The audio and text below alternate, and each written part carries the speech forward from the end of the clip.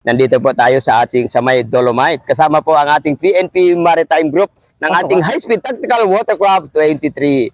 So meron po tayong event ngayon sa ating Dragon Boat Mission. Siyempre, hindi po pawawala ng ating PNP pagdating sa palakasan, no? Siyempre, kasama ko po ang ating coach. Hi, coach! Hey, Yan, dito coach. tayo magkikita. Yes, kita-kits na naman si Kababog, si Coach Dennis Suniga. Nakakami talaga dalawang video.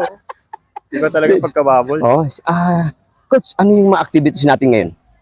Ito, Dragon Boat, parang competition, no? Ito yung parang yearly na ginaganap. Regata actually, ito last year na dapat kong pupunta na hindi ko napuntahan. Pero this is my first time. Medyo maulan lang po pero maganda ang init ng laban. Yun. Siyempre mga kababols, no? Pagdating kasi sa paligsahan, yung ating kapulisan, hindi talaga mawawala dyan. Nandyan talaga tayo lagi, no? Ay! Abangan nyo mga kababols. Andito rin pala ang tropa ng Navy, Coast Guard, ano pa ba, yung mga uniform services, BGMP andito rin. So abangan nila yan. So yun mga kababols, lahat ng men in uniform nandito po naglaban-laban dito sa ating Dragon Boat. Yes. Siyempre mga kababols, coach, parang nagugustuhan mo ating high-speed tactical watercraft. Yan. Kasi balita ko, ikaw ang susi para makasakay dyan eh.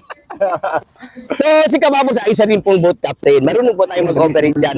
Siyempre ipapashare po natin si Coach Dennis Suniga. Mamaya pag Team PNP na abangan. Yeah. Sir Coach, pwede ba ang A muna tayo dyan? 1, 2, 3, A! So, mga